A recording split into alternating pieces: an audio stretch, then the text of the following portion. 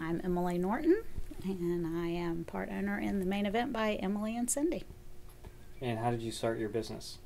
I did event decorating for friends and family, and strangers would come to the events and ask me to do their son's wedding or daughter's wedding, and got a license and worked out of my home for about a year and a half, and then I got too busy to work out of my home, partnered up with a friend, and opened this shop, and we have a consultation area in the back.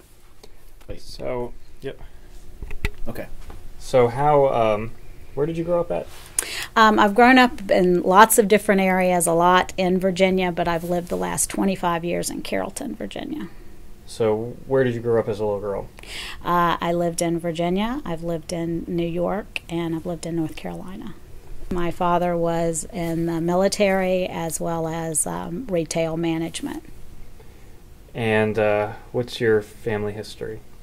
My father was born in Brooklyn. He considered himself an American with Italian heritage. My mother was a country girl from Tennessee, so I am part Italian New Yorker and part country girl. It's a match made in heaven there. Yeah. Interesting mix. And what is your favorite place? Sorry. No, that's all right. We can cut at any time. Where is he going? Still speeding, or you want? Yeah, we'll keep speeding. Okay. If you need to answer it, go ahead. Yeah, no, go ahead. You want to stop down? My favorite place would be home when my children are there. How many children do you have? 5. It's a big family. And a grandchild and another one on the way. How do you think, what's it been like living in Virginia for the past over 20 years? Since I've only lived in Virginia as an adult, it is home to me. I can't really imagine living anywhere else. It's just, it's home, even though I don't take advantage of all of the wonderful places a lot. There's always some place to go and something to do. Williamsburg, Jamestown, Yorktown, there's all kinds of historical places, and it's just home. And you're in a very small town here. Yes. So talk about Smithfield. I've lived in Smithfield, like I said, 25 years, and it's come a long way in that time.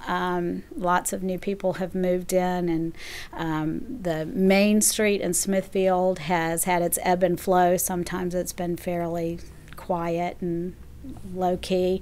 Recently, there's been a lot of new businesses opening, a lot of new people coming in and coming out, and new shops opening, and so it's an exciting time the past couple of years here in Smithfield.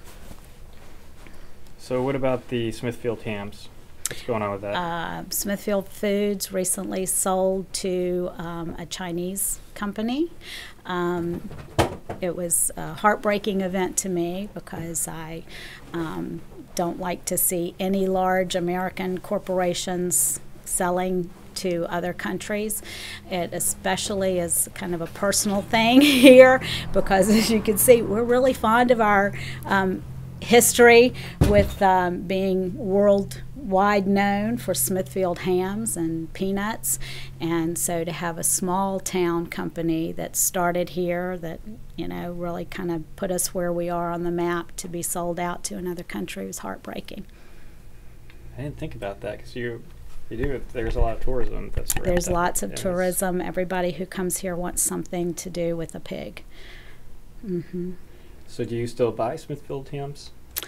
I don't buy much ham anyway. And so I haven't quite decided. I have heard many people say that they will no longer purchase Smithfield food products. I haven't really decided how firm on that I will be. All right, so let's go back to you. So what is in your backyard? In my backyard is a marsh, but I have a beautiful deck, and up until recently, as my children got older, when they were younger, we had chickens and goats and a pig. Right now, those are gone because my kids are older, so now it's just a deck that overlooks a beautiful marshy area and then a pond, and that's it. You must have pretty good land if you had all those animals. It's really not that big a piece of land, and we didn't have we had 20 or 30 chickens, but yeah, it was a wonderful place for my kids to grow up. What are your hopes?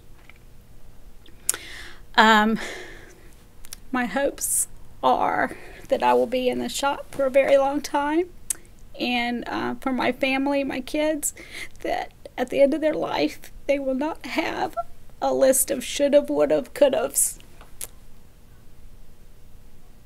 Hug time, Zach.